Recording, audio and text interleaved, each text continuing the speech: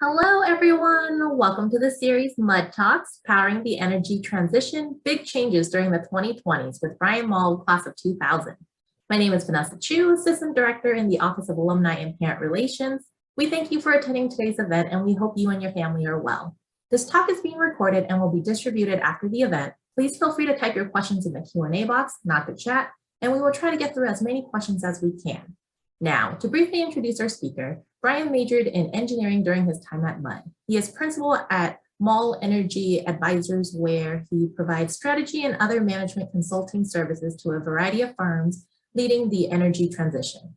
He is passionate about how we power humanity and solving the challenges to doing so sustainably. In addition to being a proud Mudder, he is a graduate of Rice Business School. Now, without further ado, Brian, take it away. Thanks, Vanessa, for that warm introduction, and thanks to the college for hosting me tonight. I am so excited to be with you guys for this evening. And really, there's three things that feel so exciting for me. The first is that we get to talk about energy. And I think for a lot of folks, this kind of is something that we take for granted in our lives. But the truth is that electricity is one of the most essential things to our modern life and the quality that we enjoy today, as much so as clean water, good food, anything else that we have.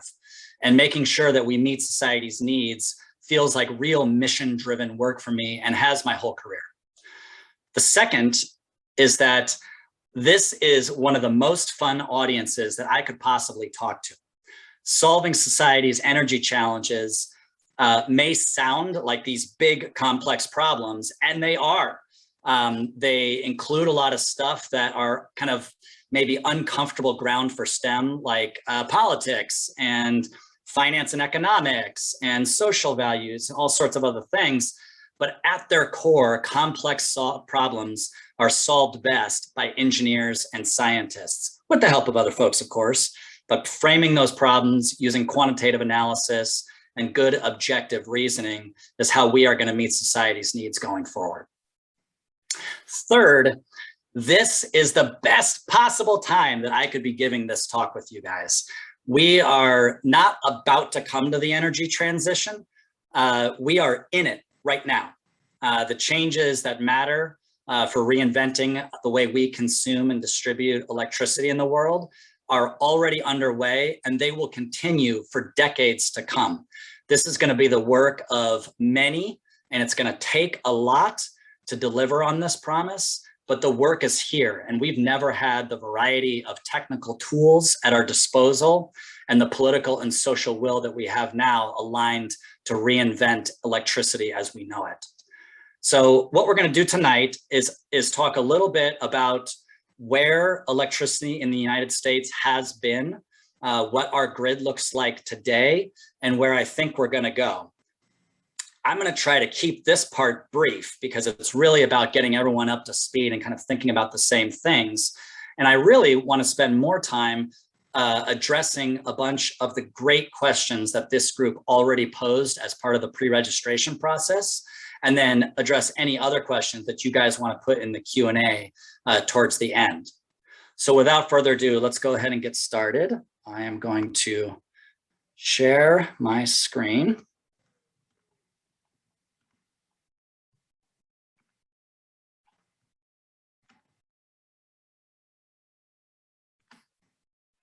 All right, so when we think about electricity and its utility to us, we really need to think about it in terms of three things: reliability, affordability, and sustainability. These key attributes have been important for electricity consumption for folks for all of the time that we've had it. Going back to the early discoveries in the 1800s and the very first distribution of that electricity for artificial light, these three criteria were the things that we were trying to solve for. You can fast forward through all of the 20th century into where we are today, and we're still trying to solve for these same three things. They might mean a little something different to us, but I really want you to keep these three attributes in your mind as we go throughout the night's talk tonight. If this is the engineering part of it, it's where we frame up the problem to try to solve these attributes best. I'm going to talk briefly about the history of electricity in the US.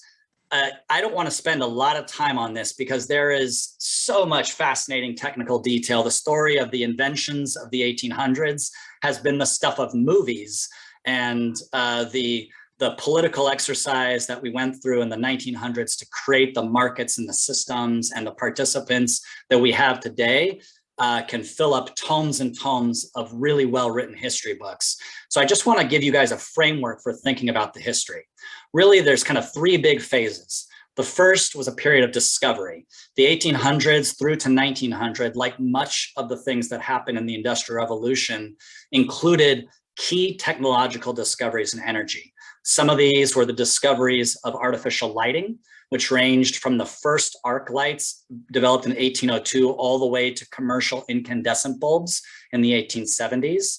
Faraday and others discovering electromagnetism, the development of the first commercial generator in the 1870s, and finally, the first central power station in 1881, followed by the wide-scale deployment of steam turbines, really enabled the concept of the electricity grid that we know today. Transitioning in the 1900s, we had kind of grabbed all these technologies, and it's not like we didn't come up with things still in the 1900s. I mean, we developed nuclear power, for instance, and much of the stuff that feeds our renewable energy technologies today came out of this century as well. But this is really where we built up the electricity grid as we know it today, with a combination of legislative and regulatory actions. The Public Utility Holding Company Act in 1935 established the utility as monopoly that we know and still are familiar with today. A series of regulatory actions and legislative actions in the 90s and through into the 2000s was what formed the market aspects, really deregulated parts of the energy system, particularly the generation side in many parts of the country, and established the large markets run by independent entities, what we call independent system operators and regional transmission organizations that oversaw the buying and selling of the megawatt hours that eventually flow through wires to you and I. Now, in 2000 and beyond, we're entering the period of transition. I probably could have picked this, kind of closer, maybe 2005 or so, when when the deployment of wind and solar really started to take off in earnest. But this feels like at the turn of the century, we started to make the change to diversifying our energy generation supply. And I've not picked out any specific events yet to highlight for you in this century. It feels a little too soon to be a historical judge. And I'm sure we're going to look back on this in decades and be like, that was the moment that we all cared about. But instead, I just want you to think that we spent a century inventing the tools that would become the electrical grid. Then we spent another century building and maturing that into the thing that we know today. And it's going to take a long time to turn a business and a technology and a system as big and complex as our electrical grid that we've spent well over a century turning it into what it is today into something new and different. But that is happening at breakneck speed. So let's talk a little bit about the parts and pieces that go into a modern electrical grid.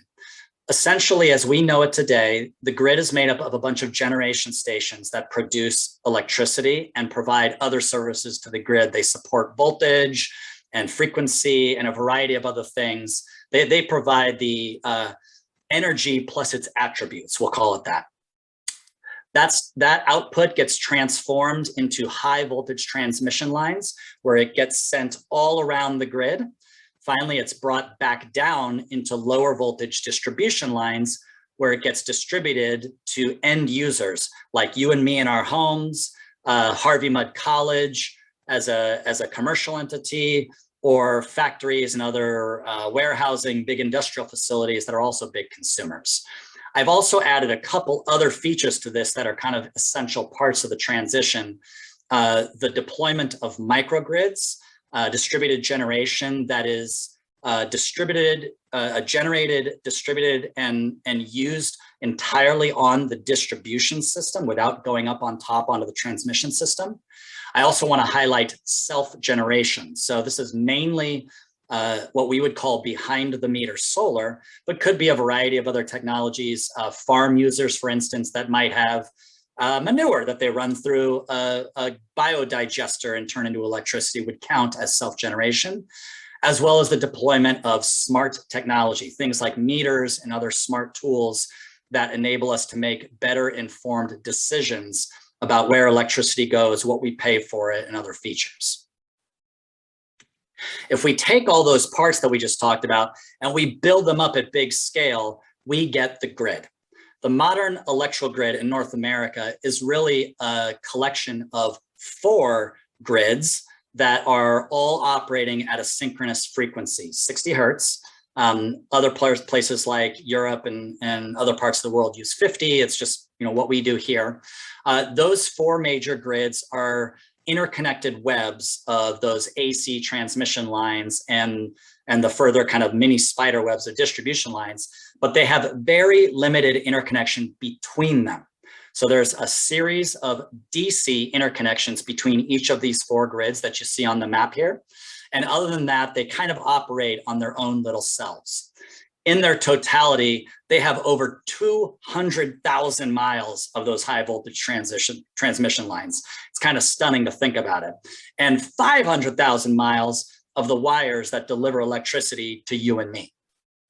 In total, we generate all of this electricity with almost 1,200 gigawatts of generation capacity. When I say capacity, I mean like a generating plant whose maximum output at any given time is that capacity. And for perspective, the plants that are counted in this could be as small as 5, 10, or 20 megawatt plants that might be connected at the distribution or just at the start of the transmission level, all the way up to multi-gigawatt dams like the Grand Coulee or the Hoover, as well as some of our large nuclear power plants that are kind of 3, 4, and even 5 gigawatts in size. Out of that, we currently sport 130 gigawatts of onshore wind capacity and over 77 gigawatts of utility scale solar. Further, there's about 30 gigawatts or so worth of self-generation capacity embedded in all this. The reason that's an estimate, a little harder to track, is that people can put solar on the roofs and that's not reported or owned or operated by the utility. As far as the grid's concerned, those solar on the roofs, that behind the meter self-generation is really negative demand. So if this user was to install solar on their roof, their load or their demand for electricity as far as the grid's concerned, it actually goes down. I also want to layer on top of these grids the markets that operate them and make them smooth and financial. So the North American energy markets are a series of deregulated, independently operated markets where independent parties can own and operate power plants and sell their energy into those markets. Those are highlighted in the colors on the map.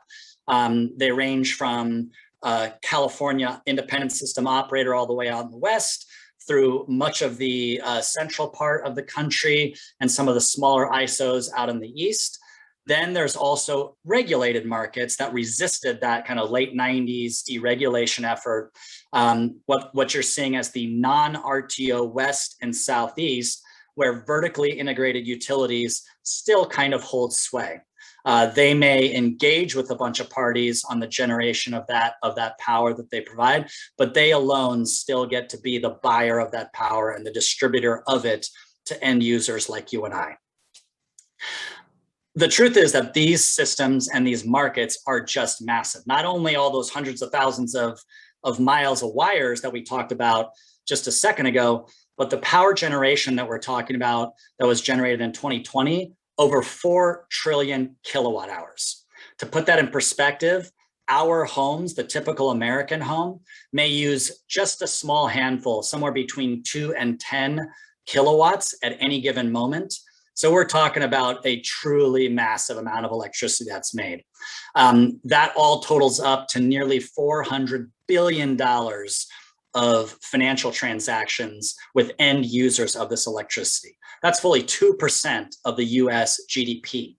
When you think about electricity, it's not just a technical exercise, it's also a massive financial and economic exercise to make sure this works for people.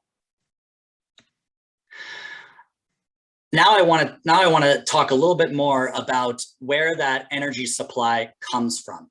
So up until the middle of last century, from the time when that first central power station was built in 1881 until kind of the early part of the 1900s, nearly all of that central power was steam from burning coal. We added on a bunch of renewables in the form of large hydro. So some of the dam projects that came out of the 1930s, Public Works Administration, all of that kind of stuff, the Tennessee Valley Authority, all those sorts of things. And eventually we started adding in natural gas. And by the 70s, we built nuclear plants. Those sources comprised nearly all of the energy that we consumed in this country up until this transitionary period that I'm talking about of the 2000s. And really the big change that you can see here is right before 2010 coincides pretty significantly with the Great Recession that I'm sure lots of folks remember from 2008. That's when the supply of electricity changed pretty dramatically. So you can see coal receded significantly and low-cost natural gas took a lot of its place. And we saw significant, at least percentage growth in renewables driven by wind and solar. That's highlighted here on this graph where you can see the green bars are onshore wind and the yellow bars are solar. Really not much to speak of before 2000, but booming over the last couple of decades. So I just want to bring us back again. Keep in mind, when we're talking about what we want out of our electricity system, that reliability, affordability, and sustainability, that's the problem statement that we're solving for. Again, it means different things to different folks. For example, reliability to some folks may mean keeping the power on in times of a natural disaster. And to other folks, it may mean avoiding rolling blackouts. To some folks, sustainability may mean reducing carbon emissions. And to other folks, sustainability may mean continued job creation and economic impact that make it politically feasible to provide this form of energy. That's kind of what happens in our democratic society is we all get to choose a little bit what this is, but there's pretty strong consensus that we want our electricity supply to address these three things. And the rest of my talk, I'm going to keep coming back to this. Let's go on to what we see happening in the future. Really, the story here is the acceleration of the energy transition that is already underway. The forecasts that I'm showing you here are from a variety of consultancies and think tanks. And what they tell me is a story of optimism. By the end of this decade that we're in today, we should see a new capacity additions from renewables between 350 and 400 gigawatts of new generation from wind and solar. And if you remember a couple slides ago when I was talking about where we are today, how we have just over 1,100 gigawatts of installed generation capacity today, that is a stunning amount of capacity to put on the grid from new sources in just 10 years. We're talking about a really big lift by this industry. That's going to need nearly somewhere between 400 and 500 gigawatts of batteries to enable it. And we'll talk a little bit about intermittency and how batteries do what they do to help renewables participate in the grid in a moment. But I really want to highlight for you that what this represents is a $40 to $50 billion annual spend to deliver all those gigawatts. That is a ton of money. And it's not money that's hard to find. The industry today is kind of awash in it. I mean, we have pension funds that want to invest in this, insurance funds that want to invest in renewables. We see private enterprises, global Fortune 50 companies with valuations, equity valuations in the hundreds of billions that want to invest in renewables. So getting access to this money is not the problem, but the problem is spending it. Like, we're going to have a lot of work to do as an industry to put all of this to work. The other thing I want to highlight for you is that one of the big stories about why this transition is happening is that we no longer need to sacrifice affordability in order to put renewables on the grid. Today, in many places in the US, particularly in the sunny places for solar and the windy places for wind, those resources are already at cost competitiveness with conventional electricity generation. I realized that I left an acronym on the slide without explaining it. LCOE stands for levelized cost of energy. And it's kind of the common benchmark that we use in the industry to describe the cost of generating a kilowatt hour or a megawatt hour. So when I say LCOE parity, what I mean is that you can build a new solar plant today, especially in kind of the Sun Belt, or a new wind plant today, especially in the vertical wind alley of the Midwest. And those plants will easily compete on costs with conventional energy. That, I think, as we've seen in many other industries, from tech to medicine to finance, whatever it is, as innovations have brought about cost competitiveness, that's where change goes from kind of incremental and creeping along to steep vertical asymptotic change. And what you're seeing here in this bar chart with these giant numbers being forecasted for deployment in the future is in large part a product of that cost competitiveness. At the end of this decade, we should see more than a third of our electricity generated, that 4.1 trillion kilowatt hours we talked about earlier, we should see more than a third of that come from renewable sources. That is just I think, a mind-boggling thing for someone who started their career in the energy industry at the first part of this century, when renewables made up a less than 1%, excluding hydro, of course, made up less than 1% of the energy we consume, all the way to today, where wind and solar make up over 10%, and we're going to more than triple that by the end of this decade. So we're talking about big, fast change. I'm going to go ahead and pause on my primer and my slides here because, like I said, I want to make sure that I get a chance to address both the questions that were already posed ahead of time by folks who pre-registered. We got a lot of great ones on a lot of different topics, as well as some of the questions that are being tossed into the Q&A as we speak. So first, let me address a bunch of the ones that we've already got. I'll get those, make sure I've got them. Okay. So I bucketed the questions that I got from folks in a couple of different categories. Because it's a MUD audience, I naturally got the most questions on technology, which is super fun for me because even though I mostly work on kind of the business and strategy side of things now, I'm still kind of a gearhead at heart, and I started my career working on rotating equipment and big gas turbines and all that kind of stuff. So I still love this wonky stuff. And with that, let's just kind of get right into them. I got a series of questions about the intermittency of renewables and the importance of baseload power, particularly nuclear. One of the things that I think it's important for us to understand about renewable intermittency is that the concept seems obvious to folks, right? Like if you have solar panels on your roof, or if there's a big generating station out in the desert, they make a bunch of electricity when the sun's shining, and then they stop when the sun goes down. I know this seems obvious, but it's just the facts.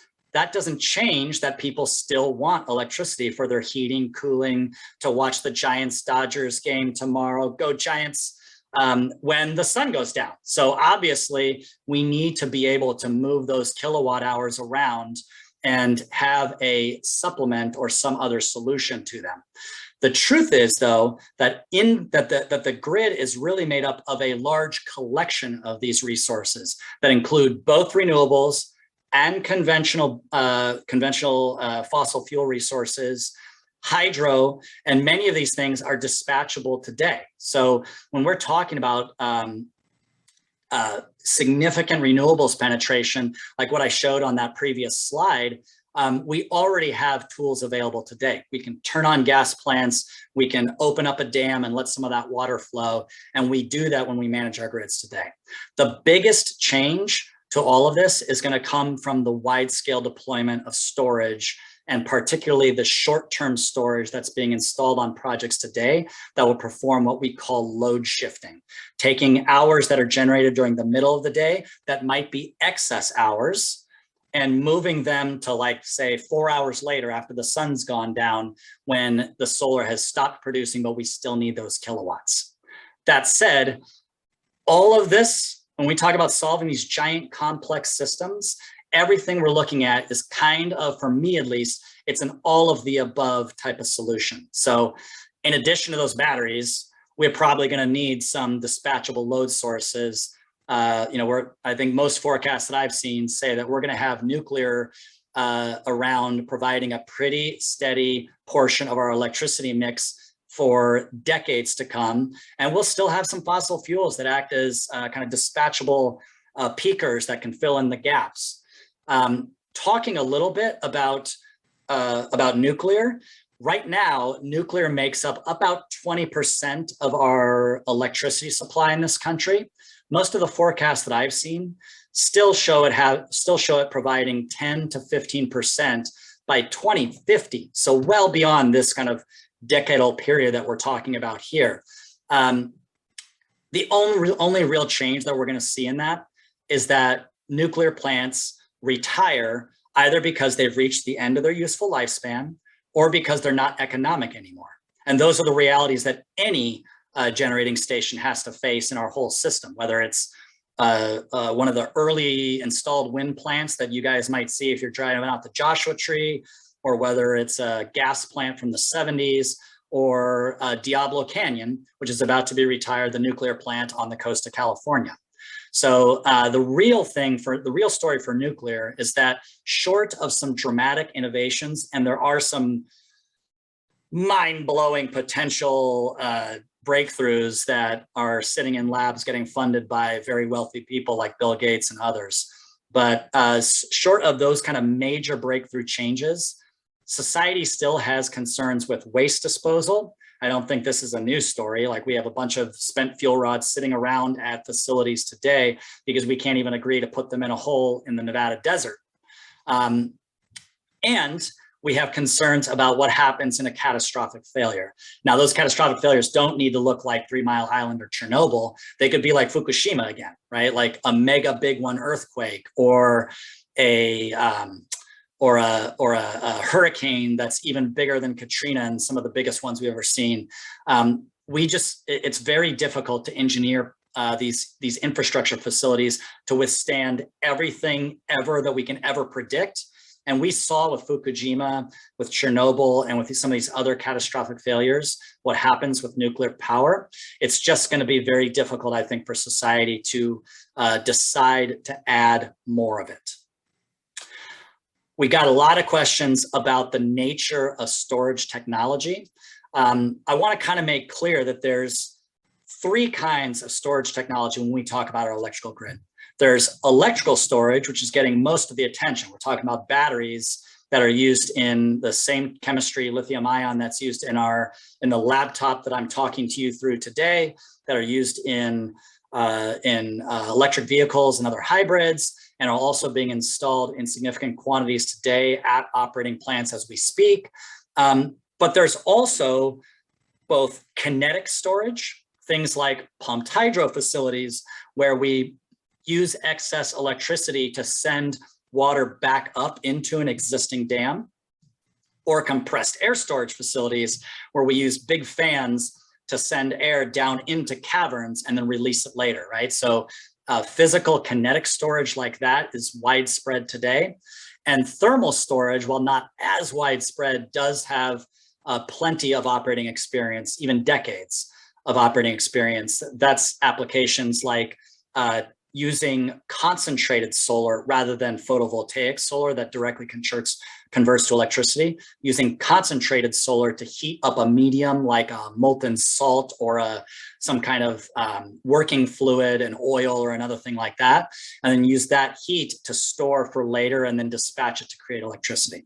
So when we think about storage, we should think that there's a variety of ways to go back and tackle those same three needs that we want, that affordability, reliability, and sustainability, and not get too locked into one dominant technology. Now, it's true that lithium ion represents nearly all, I want to be cautious there, but nearly all of the batteries that we're installing on our grid, and nearly all of the batteries that are forecast to be installed on the grid. But that is almost a byproduct of its widespread use in other formats, consumer electronics and transportation, that have given it a bit of a leg up in terms of economies of scale. There's other electric storage technologies, things like flow batteries, iron flow, and some other chemistries that are fascinating. Even things like good old-fashioned lead acid has its purposes. There's other batteries that can perform the kinds of services to the grid that we want out of a storage technology, potentially better, but they need some breakthrough innovations first. And to that point, the trick with this stuff, as you can probably ask your chemistry professor, is that some of these innovation cycles are long and painfully slow. But once we figure out the trick to making a chemistry work commercially viably, then the adoption can be like that, right? Like we can ramp up our manufacturing and production and use of those kinds of battery chemistries in a matter of a few years, not in the decades that it took us to develop them. Let's talk a little bit about some of the incremental changes that we can expect to see to existing technologies. I'll talk a little bit about wind because I got a question on that. Most of the changes that we expect to see to the wind industry are truly incremental. Windmills have been around for centuries, if not millennia. You can picture the old ones that Don Quixote charges at with a spear that were used to mill grains to make flour and stuff like that. We know this technology well, and we've deployed it in kind of an optimized form factor throughout the US today to the tune of that 130 gigawatts that I showed you on a previous slide. Most of the changes are going to come from software developments, technical developments like the use of LiDAR technology to identify bats and birds that could be harmed by wind turbines, other safety features, operational developments, things that get incremental improvements in that affordability, reliability, and sustainability attributes of that technology. Really where big innovation is going to happen, and this is a story that you'll see kind of throughout some of this energy transition, is in the offshore wind sector, bringing to bear the expertise of the offshore oil and gas industry. The offshore wind industry is fairly nascent. We have only one project in operation off the Atlantic seaboard in the United States, although there is quite a few more in Europe. But the designs that go into those turbines are changing all the time.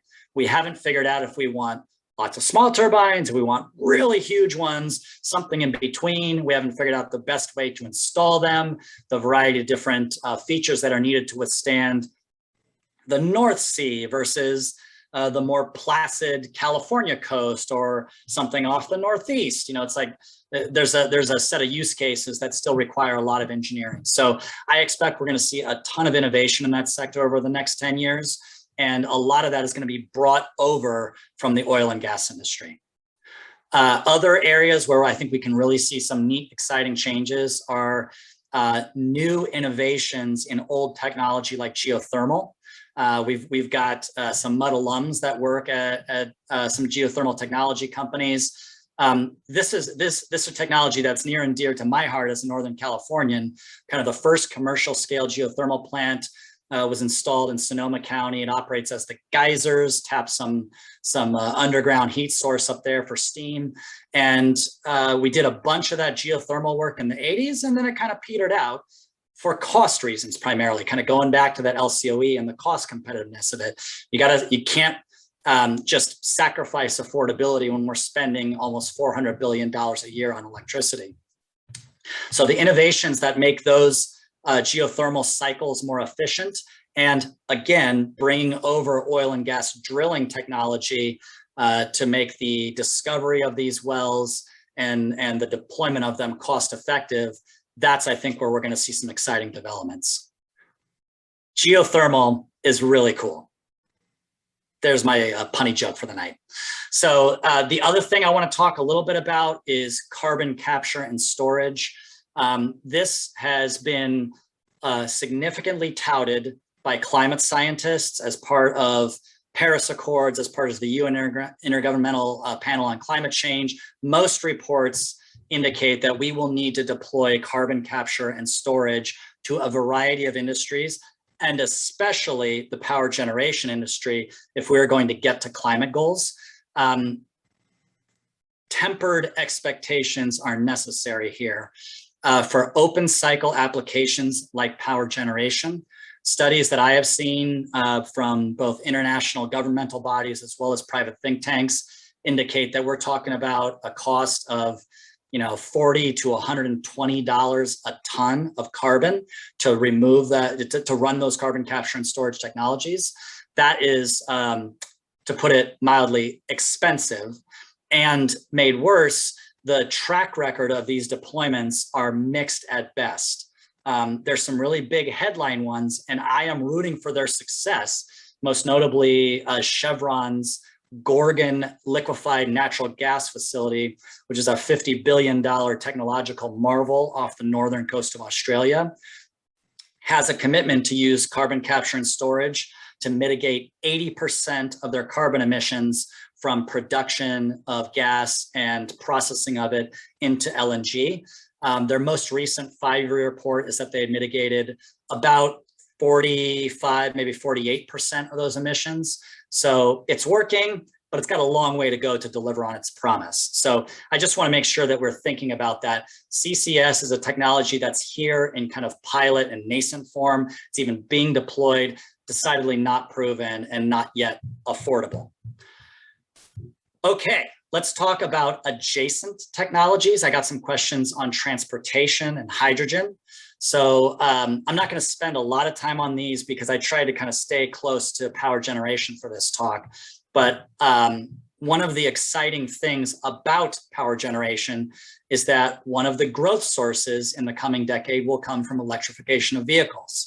And anyone who's watched that sector has probably watched it for a long time thinking, oh my gosh, like when are we ever going to have an electric car that I want to drive?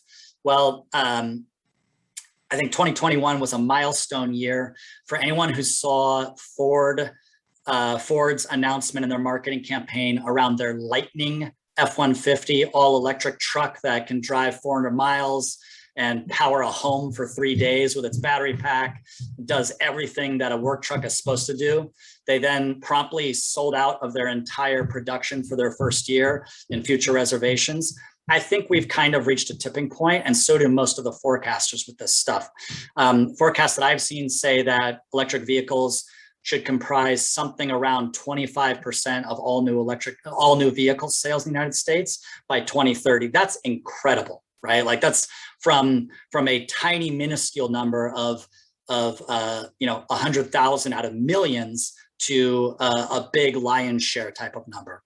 And the interesting thing is that new vehicle sales and all of the cumulative fleet behind them as it grows will need a lot of electricity.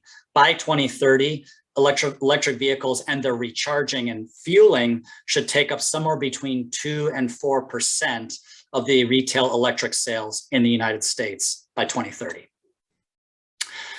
Let's talk a little bit about labor, because this is for me at least, one of the essences of sustainability. I got a couple of questions. One is a really big question, like what do we think in this industry is necessary from the perspective of retraining, reskilling versus developing new talent. And I want to just give us a little bit of perspective here that the power generation industry and the oil and gas industry in the United States have historically been the oldest large industries in our country, meaning that they have the largest proportion of employees and workers in those industries are baby boomers who began their retirements in earnest in the mid 2000s, right up through to today. So they've had these big blocks of like more than 30, 40% of their workforce slated to retire in a decade. And their most experienced and kind of leadership trained workforce. So it's a massive challenge for the industry, and it always has been. This is not a new thing. Replacing those workers has been a challenge that we've been grappling with for 20 years. When we talk about replacing them with retraining workers and reskilling workers, this to me feels like an essential part of sustainability. If we are going to continue to ensure that electricity meets the needs for everyone in the country across the board, then we need to be able to show that the people who powered our last century with their sweat and effort in the coal mines of Appalachia and the Rocky Mountains, that they get to participate in the next century of electricity as well. The track record of this is mixed. We really need to kind of do a better job, frankly, on the political side of bringing to bear both the training programs along with luring industry through incentives to the places where workers are. But can't quit on that. That's got to be like an every year we look at how do we retrain people and how do we educate new talent. And I just want to use this as a shout out that I don't want to be too critical of the US educational system, but it's worth noting that we still graduate a large number of petroleum engineers and geotechnical engineers and nuclear engineers and people whose engineering degrees are specifically in a form of energy. And we do not offer a lot of battery engineering or solar engineering or wind engineering programs throughout this country. There are universities that are beginning to tackle this problem, but the US higher education system and vocational training system has got to come along with the ride. Otherwise, we won't have the people to spend that 40 to 60 billion that I talked about on the previous slide. Okay, let's talk a little bit about politics because I got a number of questions on this. And the two big ones that I want to talk about are the intersection between politics and labor and why this is potentially a good story. There's a lot of concern that I got from questions around we would be losing great high-paying jobs in the conventional energy sector and replacing them with lower wage construction jobs building wind and solar farms. And that's not a wrong concern. Very valid. The electricity industry has been grappling between the tension of affordable electricity versus fair living wages for workers for a century, maybe longer. So this is not a new thing at all. What I would say is that something to keep an eye on is the development of both local, state, and federal incentives that require prevailing wage or union labor and American-made content, think American manufactured products, to take advantage of financial incentives that they provide to the renewable industry. Even in the current draft of the reconciliation bill moving through Congress, there is that kind of language attached to the extension and expansion of existing tax benefits for the industry. And I think that stuff is pretty essential, again, towards the sustainability of the industry long-term. Finally, I got a couple of challenge questions around, is this really something that society wants? Do we really want to take up a whole bunch of new land with more turbines along our ridge lines and more solar panels covering our farms and more transmission lines in places that were once kind of underdeveloped wildlands? I think the answer is yes. We have a long history in our country of developing land for industrial purposes. You can fly over West Texas or Western Kern County and see the results of that today. And I think our industry is getting much smarter about project siting. Namely, most new transmission projects that I've seen are trying to take advantage of existing right-of-ways, things like pipelines and railroads, so that they can not disturb new right-of-ways or easements. And project developers are putting wind and solar projects on the site of retired coal plants. So I do think that we've got it in us to wrangle the political will to continue to develop these projects and make sure that this energy transition continues as it's forecast to do. So I'm going to pause there because I just ran really quickly through a bunch of the questions that I got from the audience before this started. And I'd like to turn it over to Vanessa, who's got, I think, a few questions in that Q&A. We actually do have quite a few questions. Brian, can you speak to the production and investment tax credit portion that skew the massive investment in renewables and change the competition with thermal units? For example, wind turbines will generate power down to negative $33 per megawatt hour. Yes. So first, thank you for that. It's essential to understand that renewable energy relies on government incentives ranging from local in the form of tax abatement for projects all the way up to tax credits from the federal government. This absolutely is part of the financing and economics that go into these projects. It's also essential to understand that we have had government support in large volume for all kinds of energy, including thermal energy, since we've been using coal and gas in our power plants. In the oil and gas sector, we continue today to have a domestic production tax credit, an accelerated depreciation of producing fields as assets, and a few others that I'm failing on right now. But collectively, they add up to a significant federal support for oil and gas. I want to make sure, and frankly, for mining of coal as well. I think it's worth disclosing that I'm a big supporter of government involvement in energy. We take the attitude generally in this country that the federal government should let things be to the private sector. A more laissez-faire and free market approach is valuable for a whole host of industries. I see electricity as a national security issue. It's an economic security issue. It's a public good. We should absolutely be involved spending our tax dollars or the avoidance of tax dollars in the form of tax credits from all the way from the R&D phase, which needs to be bumped up, through to tax incentives for the development and operation of power plants. Great, thank you. With the current graph that's on our screen, if these graphs were to include the whole world, would that look dramatically different?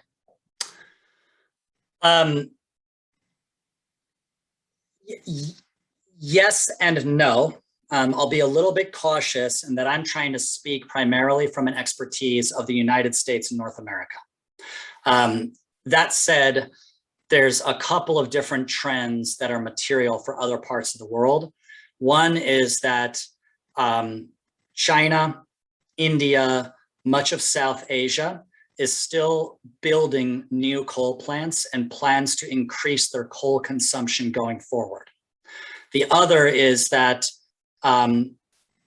there are a variety of less economically developed parts of the world, much of the African continent, parts of South America, where we can kind of get ahead of some of the deployment of coal and develop microgrids and new forms of more alternative and clean energy before we kind of stick 30-year assets in the ground. So there's kind of skews in both direction. I think Europe is largely focused exclusively on renewables installations. In fact, they have accelerated their coal retirements even faster than the US has. And the retirement of coal plants in just the last 3-4 years, or at least the announced retirements of coal plants in the last 3-4 years in the United States, has been kind of breathtaking. So it looks, I think, roughly the same, but there's a little bit of skews depending on which market you look at. Thank you. We do have a few questions about asking your thoughts on fusion. Like, is it still 20 years away? Like it seems to have been for the last 50 years. So breakthrough innovations in nuclear are like, I'm a big science fiction buff, and I'm a Harvey Mudd graduate, so of course. And the idea of us, powering spaceships with micro nukes and establishing new colonies on outer worlds with that technology, let alone what it could do for us here, is every time I see an article or some kind of piece of information about there's something, I just gobble it up. I think it is super exciting, the potential of what could be there.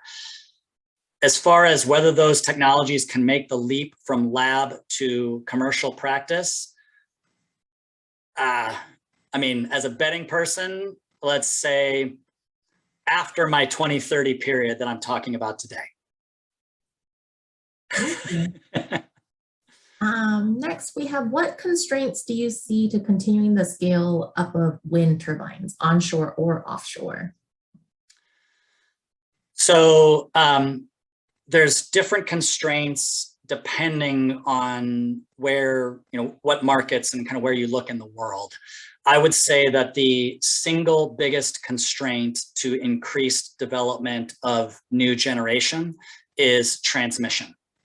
That's kind of been a historical theme. Like if you build wind projects off the shore of Massachusetts or Maryland or even California, then you need new transmission lines that go through places that people don't necessarily want them to go through to get that electricity back into the grid. I would say that just more recently, and particularly pronounced as we're coming out of the COVID-driven economic disruption, has been a shortage of labor. We've had a shortage of labor for 15 years, maybe more, but it's become a bit more pronounced just in the last couple of years, where we're seeing a tough time for contractors to find qualified labor to build projects. And that's driving up costs, it's changing economics, it's delaying things. Those are big challenges for the industry to solve. Going forward, next 5+ years, supply chain constraints on the acquisition of the materials needed to build all of those turbines and the generators that house in them is going to be a big deal. Great, thank you. I think you spoke a little bit about this as well as our next question. Can you speak to bottlenecks in the supply chain and production systems for the various spreading and emerging technologies? Sure. So the most pronounced supply chain issues that we have today are threefold. One is the generalized supply chain problems of getting anything into the United States as we speak, right? Like, I think probably everyone has seen a snapshot in the front page of the LA Times or somewhere else of that giant pile of shipping ships off the port of Los Angeles or the Bay Area or elsewhere. That is affecting this industry just as much. So, we import a lot of components today, modules from overseas, inverters, other kind of hardware and gear. That stuff is stuck on ships out at sea. If we're talking specifically about the components that go into these things, there's 3 issues. 2 of them are related. One is the limits of lithium that goes into lithium-ion batteries, as well as other rare earth materials that go into generators and things like that. Finding more of that and mining it is kind of like a great global geopolitical challenge between China and us and Russia and Europe and everybody, every big power. The other is kind of the concentration of silicon supply for PV modules coming out of China.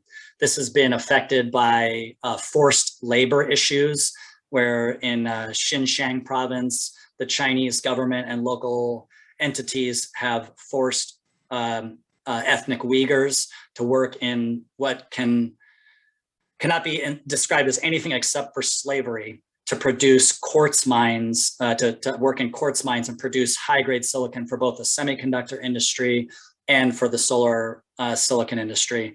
Finding a way to mitigate that, to diversify our supply away from China is a challenge right now today and will be one for the next 10 years. Thank you. What new approaches might we see regarding cyber attacks on the electricity grid? I think this is a question best fielded by someone with a much higher security clearance than I have. But I will say that we have kind of significant evidence of hacking in our electrical grid going back to the mid 2000s by foreign powers. Our NSA and other security agencies in the United States have been working on this puzzle and trying to stay ahead of that hacking capability on the one hand. The other, and the one that is closer to my expertise and what I care about, is establishing resiliency within the grid. So the same outages that a cyber attack could cause are also caused by natural disasters like hurricanes, fires, freezing conditions like we saw in Texas this winter, stuff like that. And the ability to turn the grid back on after those kinds of outages is the resiliency that feeds up under that reliability component of the grid that I think is essential if we're going to reinvent our grid going forward. Great, thank you, Brian. We have time for one more question. Please. Let's go with, how large is the residential trend to be off-grid with Tesla house batteries and solar PV? We'd avoid a lot of transmission lines if the technology could be microgrid right at the house level. Yeah, great question. So on that forecast that I was sharing with you guys earlier, and sorry, it looks as though I left that slide up kind of all throughout a lot of other discussion, but that forecast does include a whopping 80 gigawatts of behind the meter solar that is forecast to be installed over the next 10 years. That is just a lot, right? We're talking about an industry that currently deployed a record 3 gigawatts a year in 2020. So, putting that kind of generation resource behind the meter on people's homes and businesses is a significant trend going forward. Whether everybody has the economics, like their household financial economics, and the physical capability to install self-generation resources and to have the additional kind of battery and other technologies needed to meet the affordability, reliability, and sustainability qualities that we want out of our electricity remains to be seen, right? The forecasts that I'm showing to you, I think, are best considered high confidence forecasts. And there's technology developments and additional political actions, other things that could represent real upside to some of that. Thank you, Brian. Before I close, do you have any last remarks you'd like to talk to our audience about? Thanks, Vanessa, for this. And thanks, everyone, for sharing an hour of your evening with me. This has been a lot of fun for me. I hope that you guys take away from this what I said at the beginning, which is this stuff is important. Like, we all need this electricity. And it's a great time to be working on it. We've got a lot of tools at our disposal. It's an exciting time of change in front of us. If any current students are watching and you want to come join me in the energy industry, then we need you. We need Mudders and smart people like Mudders in the millions to realize this energy transition. Let's be hopeful about the future and put our hands to work on it. Great, thank you. Thank you, Brian, for joining us today and for sharing your knowledge and insights with us. Thank you to our audience for your questions. I know there's a lot of questions, so we are going to send these questions to Brian, and if he has time for it, he will answer them in the follow-up email. And thank you for attending this event. We will follow up within the next week with the recorded video and presentation material.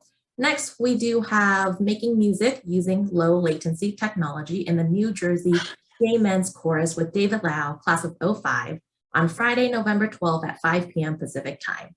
Also, we are looking for speakers for the new year 2022. So if you are interested in being a Mud Talk speaker, please contact us at alumni@hmc.edu. Future events can be found on our online offerings page using the link included in your confirmation email or by visiting alumni.hmc.edu and clicking on online offerings. Thanks again for joining us and have a great night, everyone.